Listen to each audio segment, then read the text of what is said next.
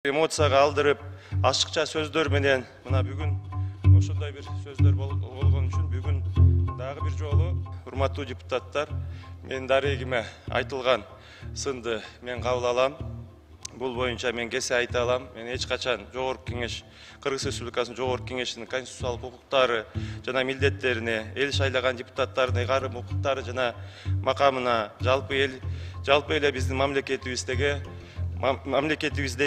элдик бийлик демократияга шектик келтиргенге укугумда ниетим да жок болгон. Кечирим сурайт, расмий түрдө мындай каталарга жол бербейт. Эгерде жол берсе, мына ушул акыркы эскертүү болот деп айттым мен. Тилекке каршы азыр сиз дагы өзүңүздүн айткан сөзүңүзгө каршы чыгып, Bu кадамдарды сизден күтүп атабыз. Комиссияны түзсүңүз эртерээк. Люди не ходят в цирк и в театр, потому что весь театр, все новости здесь